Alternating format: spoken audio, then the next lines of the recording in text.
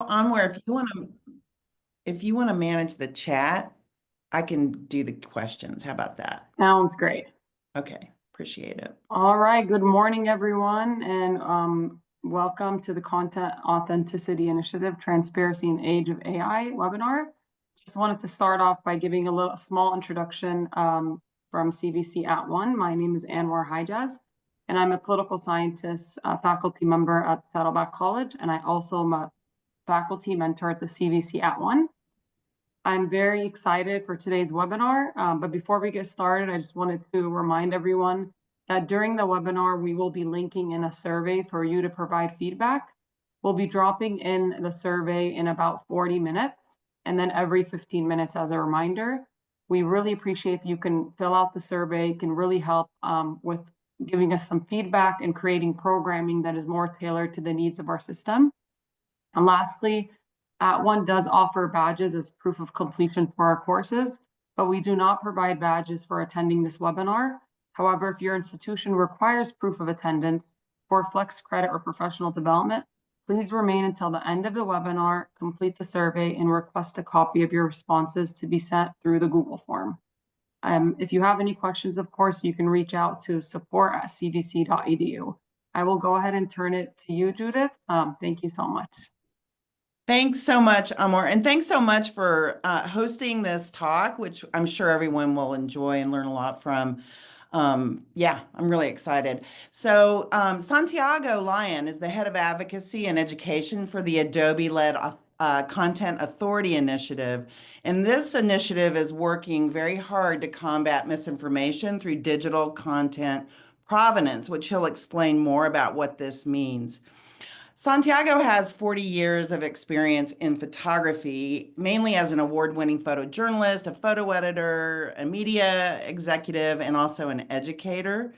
And as a photographer, Santiago worked for Reuters and the Associated Press as a photographer again for 20 years. And he was awarded multiple photojournalism awards for his work, where he photographed 9 wars on 4 different continents.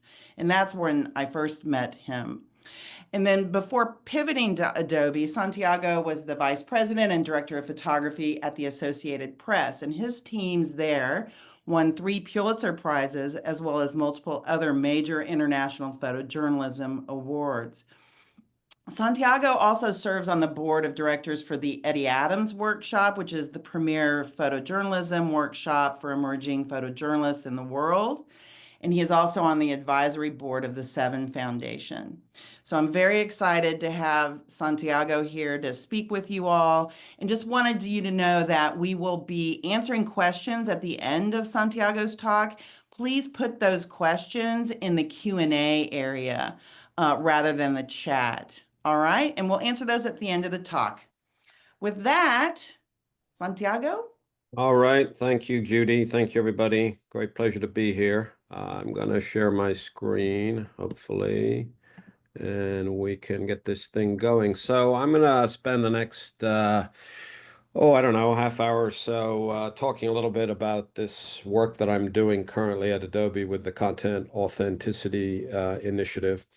As you might tell from my bio that Judy just used, I've dedicated my life to journalism and to transparency and authenticity as a journalist. And so this work really is a logical extension of my life's work in journalism, albeit viewed through a slightly different prism. So I wanted to set the stage by just reminding everybody that manipulation and imagery is nothing new. You know, this famous image of Lincoln, it's actually Lincoln's head on another politician's body. That goes way back to the 1860s.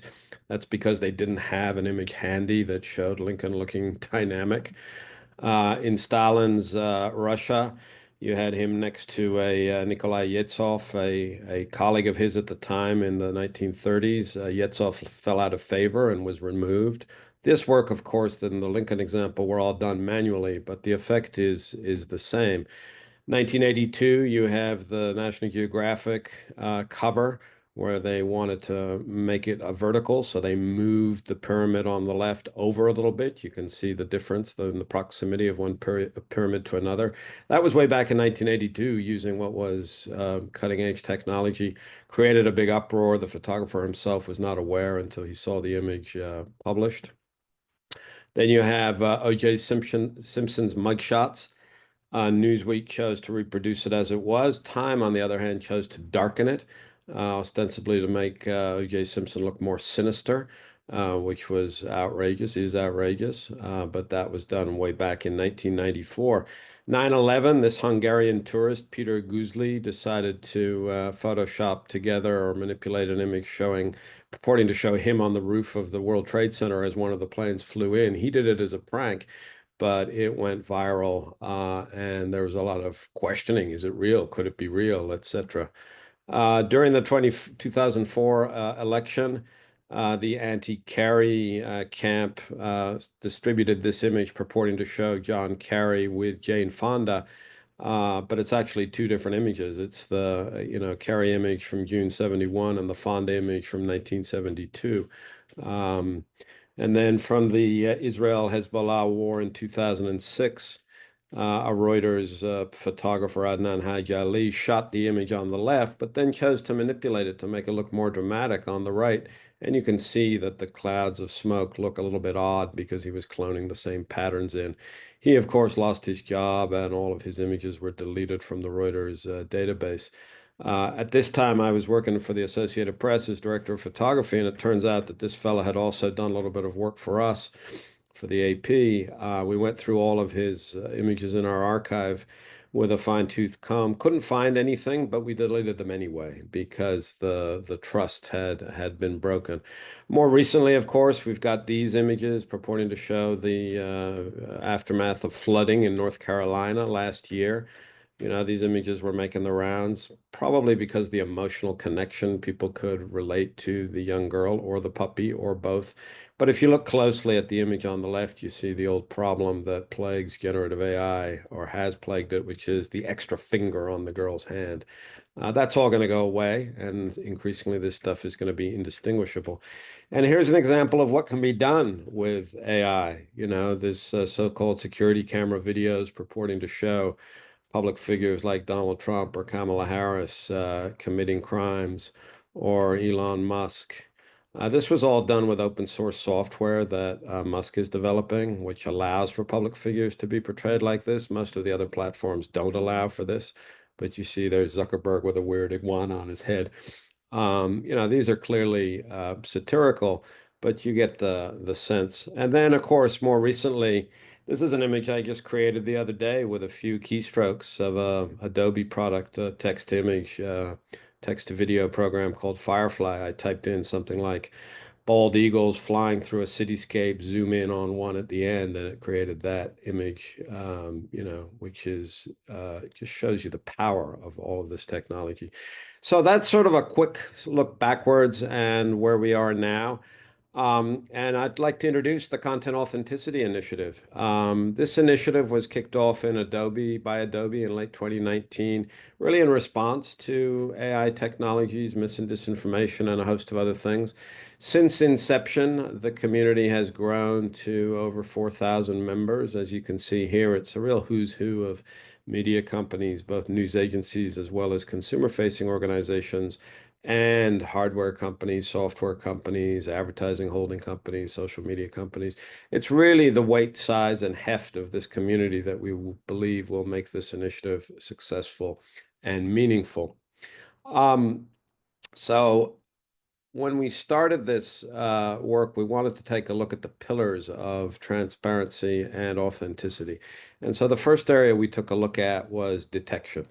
Detection involves uploading suspect files that look for telltale signs of manipulation, things like inconsistent pixel structures or sloppy photoshopping or impossible combinations of lighting sources. And while detection can certainly be useful on an ad hoc basis with images, individually, one by one, it has a couple of problems. It's not scalable right now. It just takes too long to run images through detection software. It's also not particularly accurate. There are a lot of false positives that detection software gives you. And thirdly, it's invariably an arms race with bad actors trying to stay one step ahead of the latest detection software. And so for those reasons, we decided not to play in the detection space per se, but instead, as you'll see in a minute, to play in the provenance space. But in addition to provenance, we spend a lot of time in the policy area. I regularly go down to Washington, D.C. to brief members of Congress and their staffs, as well as policymakers around the world. Because what we're seeing is that legislation is slowly making its way through the various systems around the world that will likely mandate some level of transparency around the use of AI. And so it's important that these policymakers, lawmakers are well informed.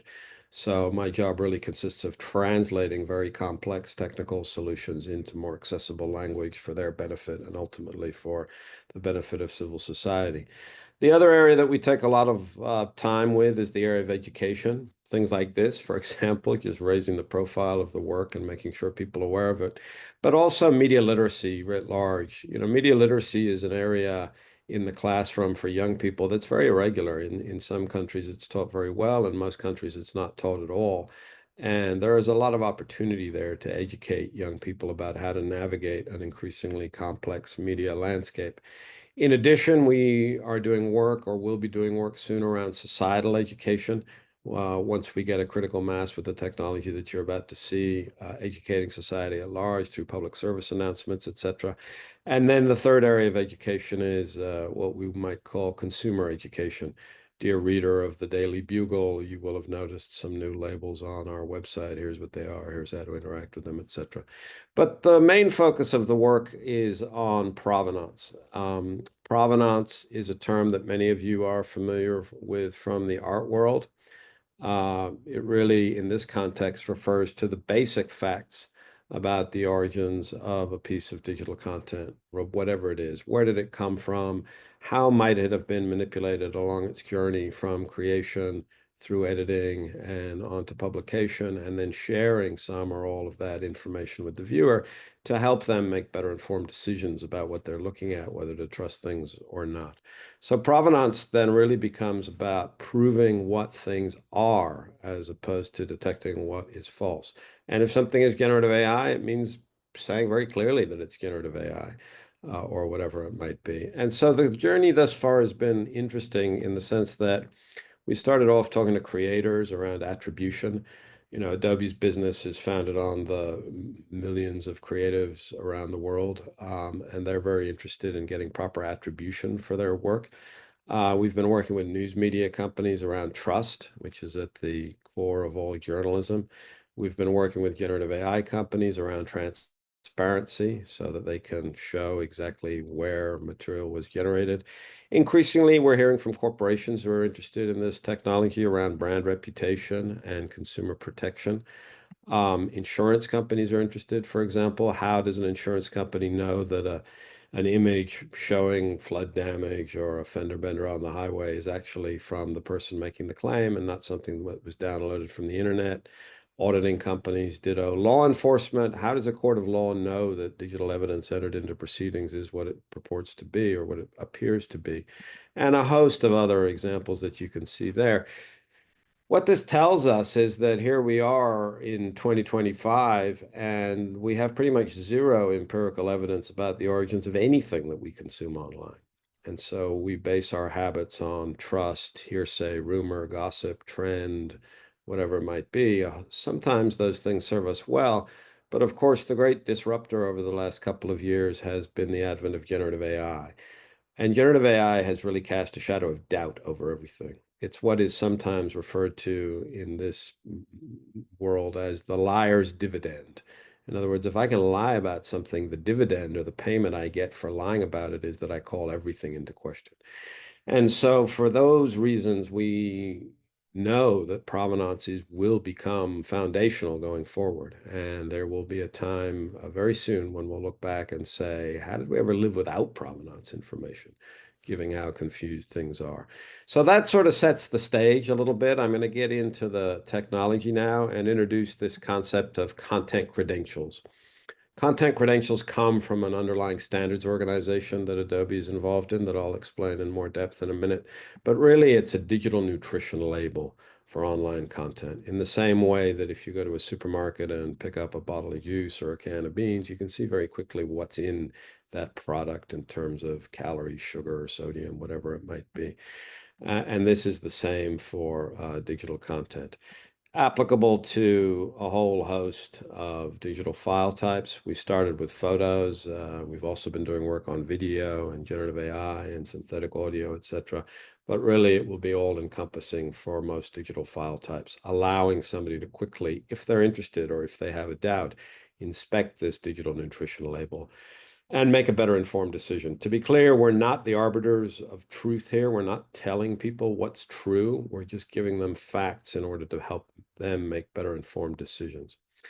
The other thing I should mention is that this whole initiative, for the most part, is open source, which is to say anybody and everybody can use these technologies, including Adobe's business competitors. And that's really important because we think that this is societally good for everybody and necessary for everybody, and we don't want it to be the domain of just one company or a few companies. So now we're going to get into how these content credentials work. As I mentioned, they come from an underlying standards organization called the C2PA that I'll describe in a minute. But in order to make this work throughout the digital supply chain, we start with capture. We start with working with camera and smartphone manufacturers to integrate these technologies into their hardware devices at production, which means when you buy cameras and smartphones going forward, they will likely come out of the box with this technology already on it. And then you as the user can choose to activate it or deactivate it, depending on what the default setting is. Good progress there. Leica is out there with a couple of cameras, a rangefinder camera that they launched a little over a year ago. They just launched a mirrorless camera. Nikon, Sony, Canon will all have products in the fall. We are working very closely with the headquarters of all those companies to integrate this.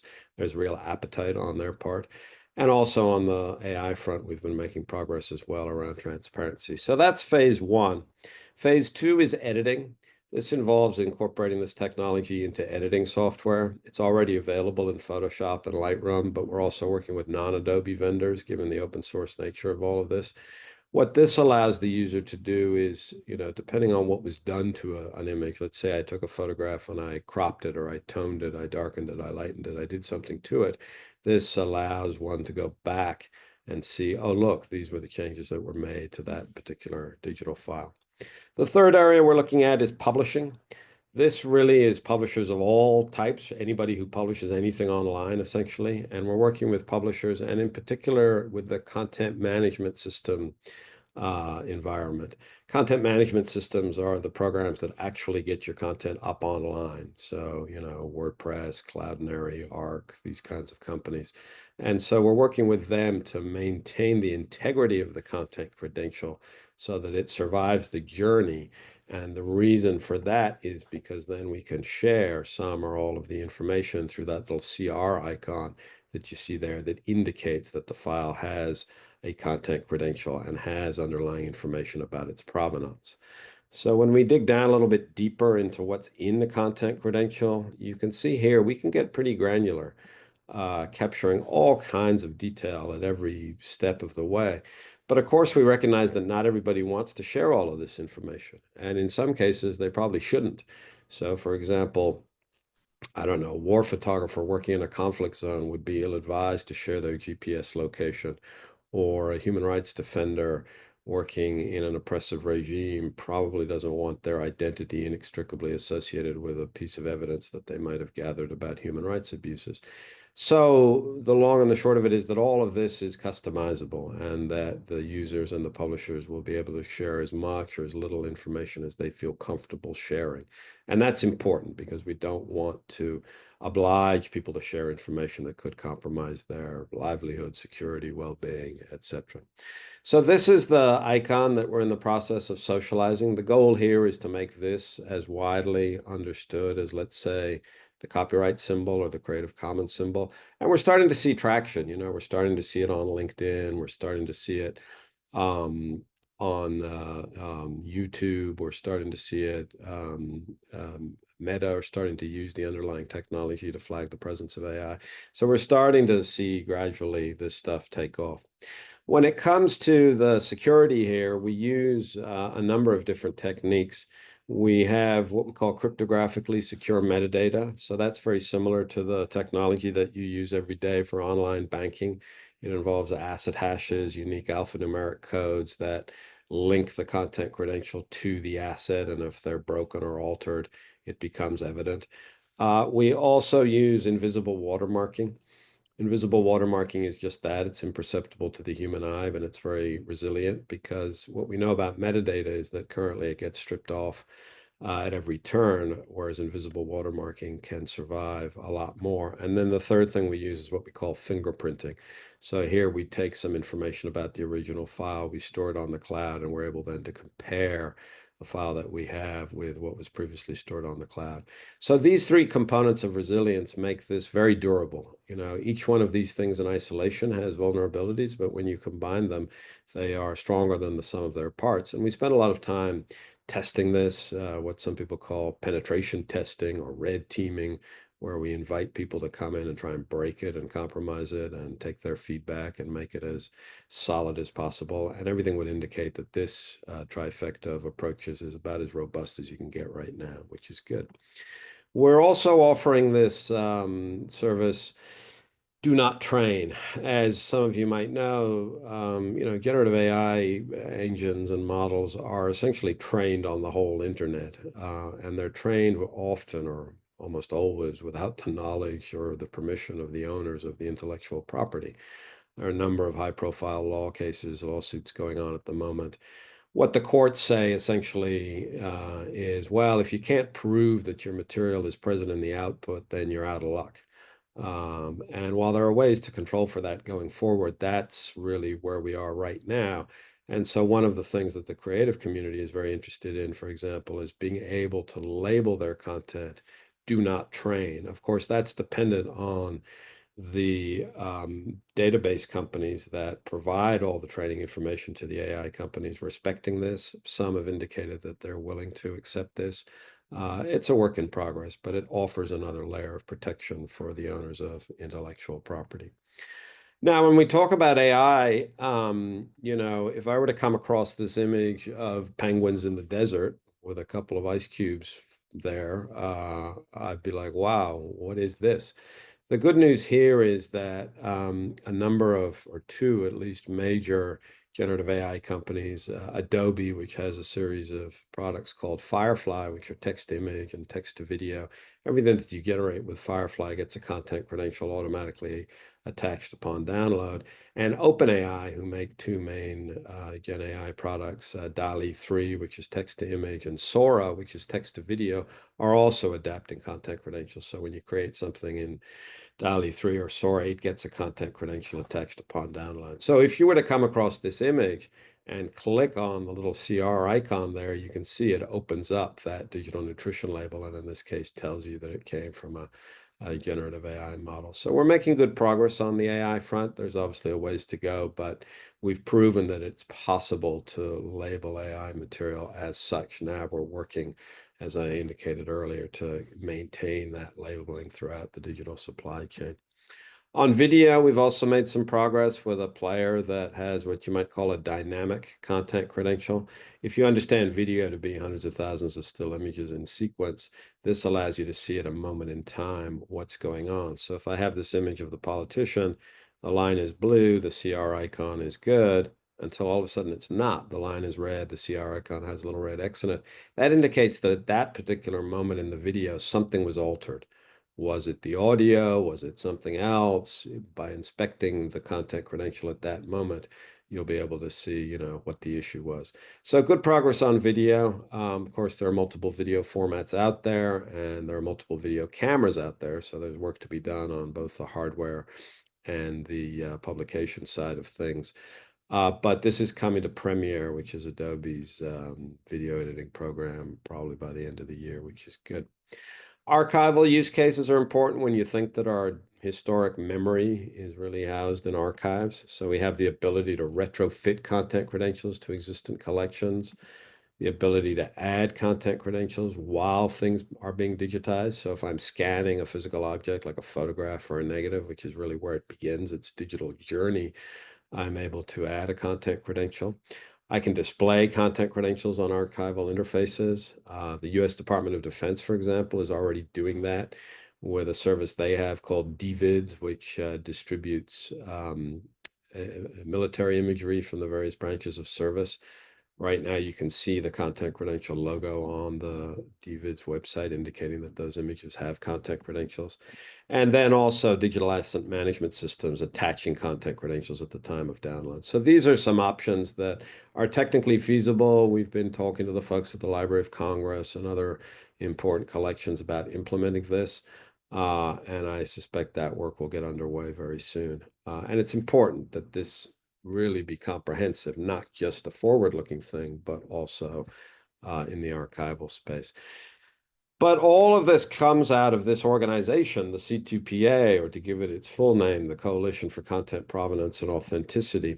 The C2PA is a standards organization that Adobe helped set up together with Microsoft and a bunch of other players. It's a nonprofit. It sits within the Linux Foundation, which is the preeminent open source organization. It's what's called the Joint Development Foundation Project.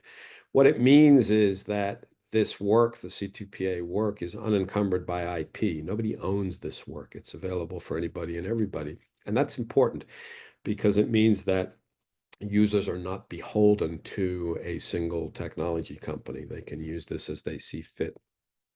There are now over 500 tech companies involved in the C2PA. The work is divided up into a number of different areas: security, design, conformance, different formats, etc. And Adobe chairs the technical working group. So we're actively involved in this, having helped to found this nonprofit and really making good progress on this work. C2PA has, without a doubt, become the gold standard or best in class for provenance technologies because of the rigorous and comprehensive nature of the work. So when we talk about these two organizations, we talk really about the C2PA as being the architect's blueprint upon which everything is based. Open source, unencumbered by IP, 500 plus tech companies within the Linux Foundation, a nonprofit. And then the Content Authenticity Initiative is really a movement or a construction company working to accelerate implementation of the C2PA standard. And so we do that three different ways. We do that by building a robust set of open source tools for developers to use. Adobe is investing a lot of time and money into that work so that makes it easier for people to implement the C2PA specs. So we have a host of tools that sit on GitHub, which is where developers go to download these kinds of technologies. We run a very vibrant Discord or chat channel to answer developers' questions from GitHub inquiries.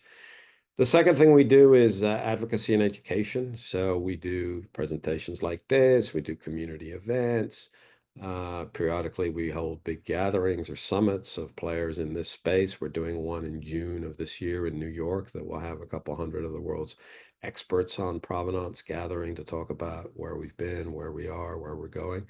And then the third thing we do, obviously, is productize this. So this is in Adobe's products. It's in Firefly, it's in Photoshop, it's in Lightroom, it's coming to Premiere. It's also in Microsoft products. It's also in Google products. Amazon is starting to use it.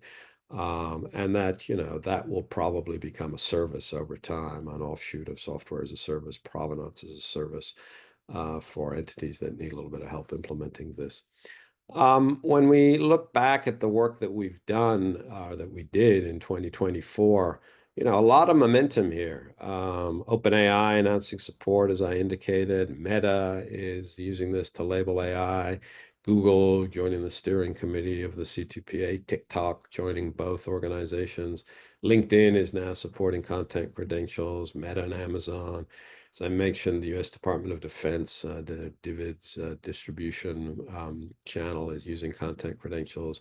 YouTube is starting to support them. And Time Magazine even gave us a little pat on the back for the importance of our work. So a good progress in 2024. A long ways to go, to be sure. We can't kid ourselves. You know, the technology only gets you so far, and then it becomes a sort of a behavioral issue that can be addressed with education, with policy. But human behavior, as we know, is difficult to account for sometimes. I'm going to show you a little 1-minute video now showing content credentials in action in Photoshop. So I'm going to enable content credentials in Photoshop.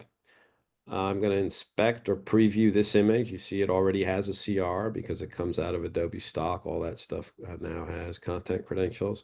Now what I'm going to do is heavily manipulate this image, starting with the colors, add some AI clouds to the background. Gonna put another image on top here. I'm gonna clear it up, and boom, I have an image purporting to show the pyramids in a blizzard.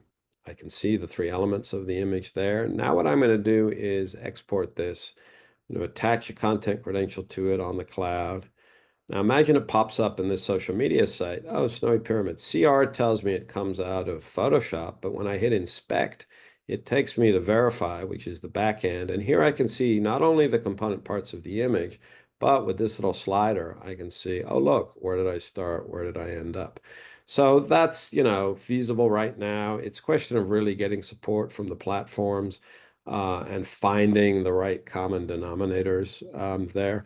And then on the enterprise side of things, you know, enterprises being large corporations, we're looking into this pilot program because we've recognized that enterprises have to understand where assets come from in their workflows and ensure asset integrity, whether for copyright reasons, for legal reasons, et cetera.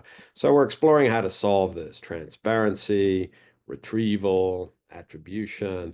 So this is a nascent pilot program that is underway right now. We're working with a couple of big corporations to see how best to tailor this to their uses. But that's really the Content Authenticity Initiative in a nutshell. If there's a call to action here, it's join us. We welcome anybody. Membership is free. This QR code will take you to our membership registration page. You know, we're past, I think, or almost at 4,500 members now, probably a little bit more even. So whether you're a student, a concerned individual, a major corporation, a photojournalist, you know, an aspiring photographer, if you're interested, come and join us. And if you join us, you get access to this community. You'll get regular newsletters. You'll get invited to member-only events. And you'll start really to become familiar with the work that we're doing in a little bit deeper way than you might have through this presentation. And we think that's really important. You know, I often ask when I present this work around the world for a show of hands as to how many people have actually experimented with AI, whether it's a large language model like ChatGPT or Claude or one of those things, or whether it's a generative AI tool like Firefly or DALL-E or Sora. And I'm often surprised by how few people have really taken the plunge. There's a lot of fear, there's a lot of trepidation, there's a lot of dread. And I think it's really important with these new technologies to at least become familiar with them to some degree. Nobody's saying you have to use them. If you're in avoidance mode, that's totally cool, but at least understand how it works. You know, I find myself using ChatGPT increasingly to save time, creating agendas, scheduling things. Of course, I always review it to make sure it meets my standards or Adobe standards. But it's in many cases a fantastic tool.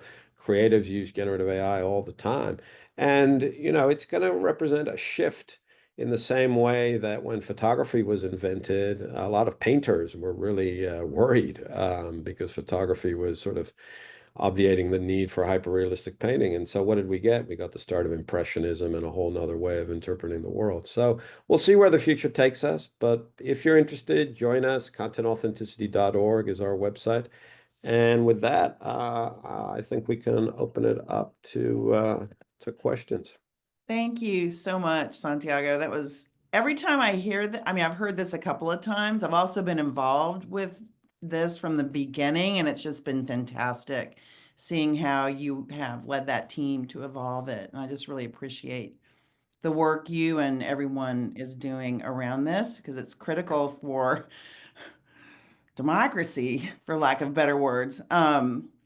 So we've got a number of questions here. If you all would like to add some questions, please put them in the Q&A.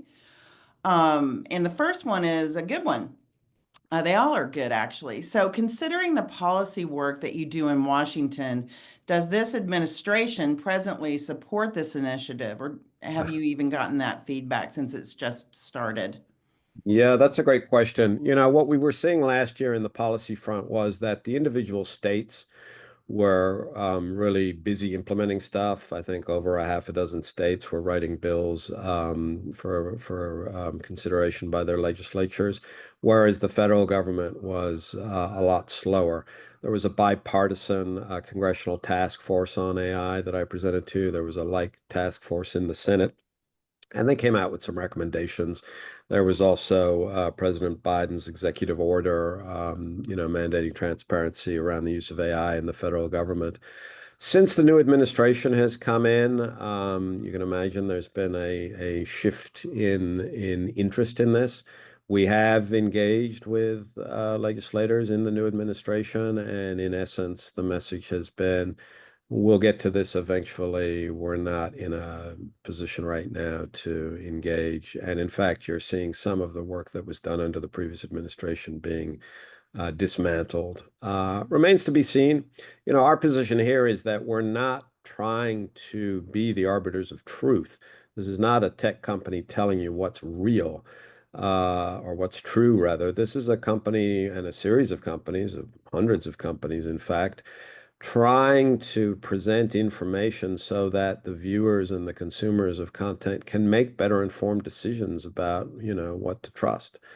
So it's really apolitical. It's not it doesn't have an agenda. And there are different approaches as to how this should be implemented. Some would argue that everything needs a content credential on it. Others would say that's onerous, and instead let's penalize the removal of content credentials should they be present on an asset. So there are different ways of coming at it. And I think it remains to be seen what this current administration wants to do. But obviously, things are quite different from the previous administration. Yeah, it's interesting, that something like this could even be weaponized in some way. So great question. Thanks for your really thoughtful answer, Santiago. The next one I also think super interesting. So is this symbol only for images and videos? And then someone later on said, can it also be included on audio? Which is a great question. Yeah, so it's useful for still images, video, generative AI, digital art, audio, all of those things that can be applied to. Where it's a little bit more complex is in text, because text is so amorphous and can be copied and pasted and altered. And, in the same way that I might use ChatGPT to summarize something, I'll then go in and alter that summary to make it more in line with, what's on my mind. And so all of those changes, the sort of amorphous nature of text, make it really hard to use this for text. However, it can be used for the containers that text is delivered in. So you can use this for PDFs, for example. So depending on the nature of the text, if the text document is meant to be, if its integrity is meant to be maintained, like you'll get a lot of legal contracts and stuff sent to you on PDF. For those kinds of things, it can be implemented and is being implemented. But for loose text, it's a lot more complicated because of the amorphous nature. There is a task force in the C2PA working on that, and we'll have to see where they come out, but it's complex. That's really interesting. Yeah, I could think about that for a while.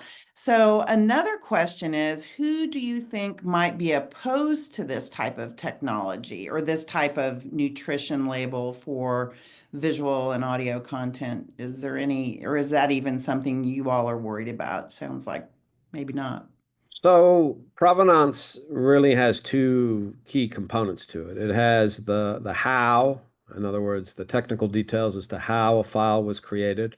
So if it was a photograph, the EXIF details, the shutter speed, the ISO, the aperture, focal length, those kinds of things, the device model, name, etc. But then you also have the who. Who did the creation, or sort of underwriting or the creation or publishing the creation. And so different sectors are interested in different areas. There are some who are concerned that identity can become weaponized and become a tool to censor and to go after particular creators. And so they're primarily interested in the how. The news media, for example, they're primarily interested in the who, because the who is ever important to the trust proposition in news media. If you trust the New York Times or Fox News or the Washington Post or the Wall Street Journal or wherever you get your news, that's based on usually a long-standing relationship with that media outlet. And so this allows that media outlet to say, this really did come from us and not somebody purporting to be us. Those media companies are much less interested in the how, in part because, when you think about the news media supply chain, there's a lot of post-production work that goes on in the news media world, primarily aimed at showing the image as the photographer saw it, as opposed to how the camera sensor might have captured it, understanding that the human eye is a lot more sophisticated than the camera sensor. So if I am a photographer and I'm working in a, high contrast area where the shadows are very dark and the highlights are very light, I might go into the image afterwards and lighten the shadows and darken the highlights to make the image more readable. My intent in photojournalism is not to mislead anybody. It's just to be more clear about what I saw as the photographer, as opposed to how the camera captured the scene. The difficulty that news media companies have sharing that kind of information has everything to do with media literacy and people not understanding the nature of those changes and the trepidation or even fear that if those kinds of changes are shown to the public, the conspiratorially minded will start accusing news media of all kinds of things. And so that's really, part of the issue here is how much information is the publisher wanting to share, and where is it valuable? That's interesting. All right, I'm going to keep rolling because we've got a bunch. This is a really great question too. So, has the real estate industry shown any interest in detecting AI in marketing images? Because many real estate images now, and I know this person is a real estate photographer, Right. so many of these images that you see in real estate listings are wildly improbable. So that's a great question, Linda. Yeah, these companies that like Airbnb and companies like that, Verbo, that are marketing holiday rentals and things like that. There is some interest in those sectors around having an accurate representation of the property so that, the image might look like it was in paradise and you get there and you're next to a cement factory or something. We've all had that once, Right. probably. That's not optimal. So there is interest in those sectors. The question is it back end guarantees or is it consumer facing? Those are things that remain to be seen. But I think really anywhere where there is an interest in establishing the provenance of the file, whether it's real estate, insurance, creator, some of the things I ran through earlier, I think there are multiple use cases, and I think it's the absence of that information right now, combined with the confusing nature of everything, that, like I said, I believe we're going to look back in, a year or two or three and say, my goodness, how did we ever live without this stuff? In the same way that if you were to walk into a supermarket today, a Whole Foods or a Trader Joe's or something, and there were 3 cans of beans and 2 of them had nutrition labels and one didn't, you might ask yourself, well, where did that come from? What's in that? Is that dog food? Is that fit for human consumption? Like, what's the deal here? So, um, you will see, I believe, use of content credentials across a whole host of industries. In the same way that, they're starting to talk now about artificial general intelligence, right? Which is this tipping point where machines will become smarter than humans and take over a bunch of human tasks. That has been described by the godfathers of AI as been something, potentially catastrophic or massively important to human civilization. uh, estimates think that AGI is probably 5 or 6 years away, maybe sooner. And then so what people are starting to think about now is, well, if there are machines out there capable of replicating human behavior, then how does a human prove it's a human? Right? And it gets back into that sort of almost Blade Runner-like conundrum, right? For those of you who've seen the movie Blade Runner, where you've got science fiction, obviously, but a bunch of what were called replicants in the movie, entirely lifelike robots running around. And the only way to distinguish replicants from real humans was by doing a retinal scan. So that's obviously a little ways away, and we'll see what actually comes to pass. But this notion of being able to identify things accurately, that's really at the heart of what we're doing here. Thank you, Santiago. So someone is asking what the international scope is thus far. I'm not quite sure exactly what that means, but it sounds like there are multinational corporations on board. But what about maybe around the other countries that are thinking about this actively with C2PA, et cetera, et cetera? Yeah, so the C2PA standard is about to become an ISO standard, Right. International Standards Organization. That'll happen, I believe, sometime in April.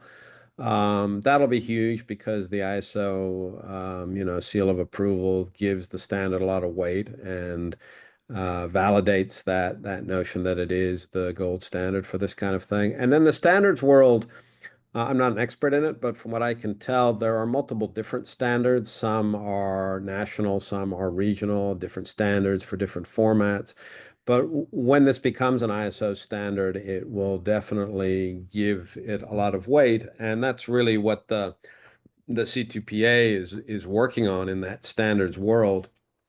How to, have been working on getting it to be an ISO standard, and what does that mean going forward as we expand into different file types, and how does that ISO standard interact with other standards? Do those standards then change, or does the C2PA standard get adapted to be more ubiquitous? Interesting. How are you doing? I've got a couple million more. Yeah, we're good. Okay, so is the CR information captured even if an image is cut and paste? So good question, right? I'm thinking, for example, about reports of folks self-publishing books with AI generated content. So if somebody really wanted not to include it, they could still do that probably, like similar to a Creative Commons license. Yeah, so I mean the value of the CR icon is that it's interactive, right? Right. What it's doing when you click on it is validating that whether it's the metadata matching the file or whether the presence of an invisible watermark or whatever. So in theory, you could replicate the CR icon with a simple screenshot and copy and paste it into images, and somebody would say, "Oh, well, look, it appears to have a content credential, so I can now check it." But if you were to go click into one of those things, nothing would happen, right? So it's really dependent on its interactivity. It's also dependent on ubiquity. Like the provenance trail can begin really wherever you want it to begin. Ideally, it begins at the moment of creation, whether that's in a camera or in a generative AI program, and is carried through from there. But if that's not possible because your camera is not C2PA enabled or your generative AI program doesn't support C2PA, then you can add the content credential at the moment of editing in Photoshop or in Lightroom or wherever you happen to be editing, or at the moment of publication. If you're working for an entity or an entity is interested in adding a content credential in that final mile as they publish something, that's probably a rudimentary content credential that might say something like this image was distributed by organization X and meets our standards, organization Y and meets our standards. So the provenance trail can really begin wherever you want it to begin. I think over time, what we'll see are more devices, more AI programs, more ubiquity, because ultimately success will be defined by ubiquity. When we're asked, so how do you define success here? We say, well, when everybody uses content credentials and the absence of content credentials stands out. Right now, it's the other way around, right? Content credentials are not, they're becoming ubiquitous, but they're not, on everything. When they are on everything, then the content that doesn't have them will warrant a second look. And there might be very good reasons why it doesn't have a content credential, but at least, the absence of one will become the flag as opposed to the presence of one. And the other thing I would say is that while some implementers now are using content credentials to flag the presence of AI, whether it's wholly generated with AI or edited with AI, that to my mind is sort of, if we go back to the supermarket analogy, that's kind of the equivalent of labeling genetically modified foods, saying, Mm-hmm. oh, look, this is an outlier in the supermarket because it's a GMO food. Over time, though, I think everything would have a label on it. And the label doesn't indicate that it eventually the label won't mean that it's AI or that there's anything wrong with it. It'll just mean that it has a label that purports or that shows where it came from and, some elements of its provenance to help you as the consumer of that image make a better informed decision as to whether you want to trust it or not, or whether you want to take that information and add it to other information that you might have, etc. Mm-hmm. So it really, that digital nutrition label is quite useful. So interesting. I'm going to add a question a little bit further down into that. So are you all talking with the Creative Commons people at all to kind of start adding it all together? Does that Yeah, make sense? everybody is the community is diverse and broad, and everybody is working together. Got it. We're erstwhile business competitors and organizations or sectors that seemingly wouldn't have much to do with each other are all working together and pulling in the same direction. So, for example, the news media folks. Many of them have gravitated to an organization called the IPTC, the International Press and Telecommunications Council, which is an organization that's been around for 50 some odd years, primarily tasked with standardizing metadata for the wholesalers of the news industry, the agencies like AP and Reuters and AFP and Getty, so that they all use the same metadata. That way, the search engines can find their content wherever they're looking for it. The IPTC more recently really has become the watering hole for news media companies and individuals who are interested in provenance because it's a safe space for them. It's a Mhm. nonprofit itself.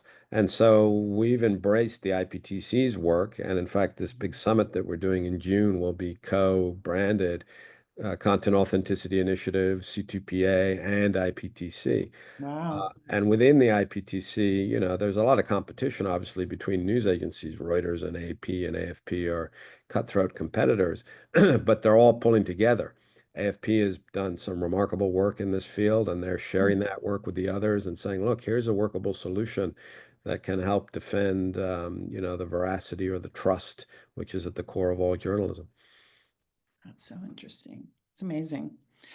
Um, Iris is asking a really good question that I was curious about too. So, are the streaming companies on board with this, or are you talking to places like Max and Netflix, et cetera, et cetera? Yeah, they are. We've had a number of conversations with big companies like that. Some of those companies are the sort of parent companies of, you have, I don't know, Disney, for example, that has its streaming services, but also has National Geographic and Right. ABC News and ESPN. They're interested in this. A lot of their interest, like some of those other big companies, is in the sort of copyright, digital rights management space, because often they want to be sure that the materials that are present in their content, whether it's fiction or entertainment or nonfiction, is all properly licensed and vetted. And so they can say, hand on heart, oh, look, the producer of this particular segment or show did due diligence, and we can demonstrate that everything that's in that show was properly licensed and acquired. And we can also put the copyright label onto it to say this is a Disney product because Mm-hmm. it was licensed, etc. So yeah, they're all very interested. And I think, we're obviously in the middle of that shift, or some ways down the road with that shift from broadcast TV or broadcast consumption of video to streaming consumption of video. Mm-hmm. And that makes it much more interactive. There are even some new smart TVs that are coming out of Japan that will support C2PA. so that you can, either scan the image with your phone or use a QR code or whatever the methodology is to understand what it is you're looking at, even if it's a method of delivery that's not typically interactive. Because smart TVs are getting, That's I mean, fascinating. I got a new TV the other day and I was amazed by what it could do. I know. Um, Right. I got you on that one for sure. This is a question I had too. So, is there any way for this to be implemented with things made in the past? And then I was also thinking on top of that, like, how we update our camera software, Santiago, like, I wonder if are you all thinking about this, So the with, archival examples I cited in the presentation, that allows for the retrofitting of content credentials in a number of ways to archival stuff, past stuff, Mhm. because, the definition of our archival, depending on what it is, can be something that a picture I made today within a Right. second is archival, right? Because it's in the past. With regards to the cameras, yeah. So Sony, for example, are looking at doing firmware updates to Yeah, that's what enable I was wondering. some existing cameras to support C2PA. There is some question as to whether a firmware update offers the same security guarantees as a Mhm. hardware update. But those conversations are underway between the camera manufacturers and the C2PA and others in the community.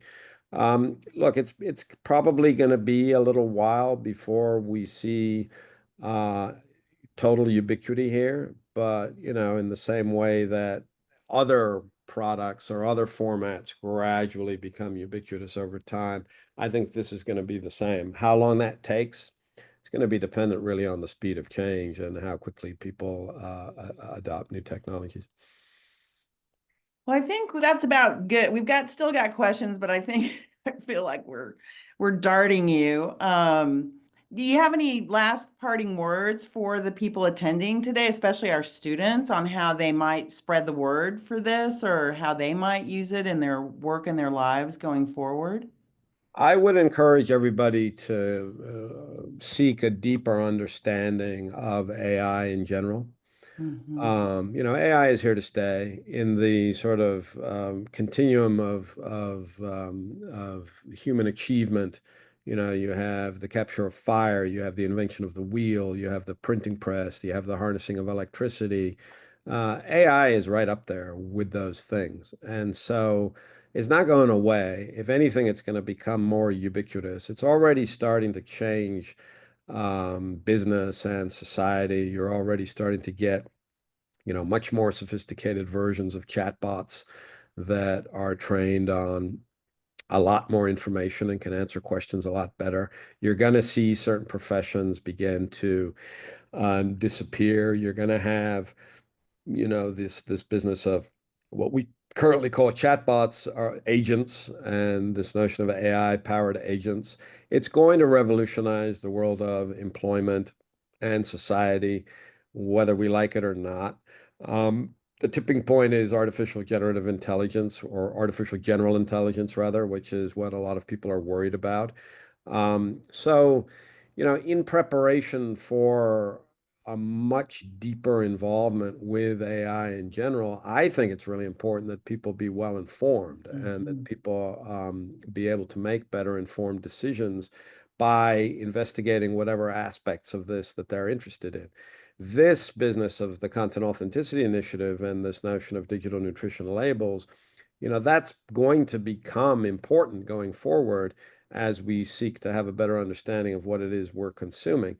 So if people are at all interested in the AI phenomenon as it relates to their current lives, to their future lives, I would encourage people to get involved. One way to get involved is to join the CAI. That's really easy. You can do that, like I said, through that QR code that I showed or through our website. Google us, find us. We're not hard to find. But I would also encourage people to get even deeper and start experimenting with generative AI or ChatGPT or, any large language model out there. Start to read about it, start to get more information about it.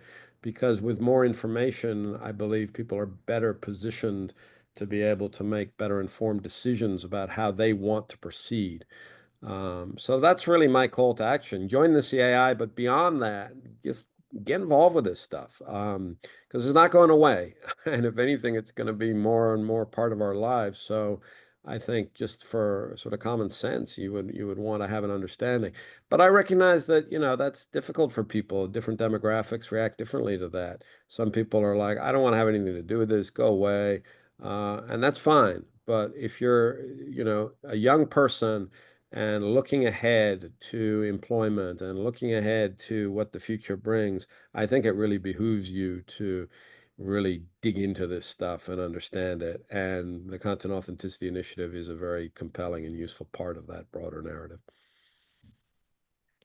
Thank With you. that, thank you so much, Santiago Lyon, for being here and just for providing such useful information for us as educators, but also for the number of students that I saw as well in the webinar. And thanks so much for offering us the opportunity for this webinar as well, Garrick, in My the pleasure. California Virtual Campus.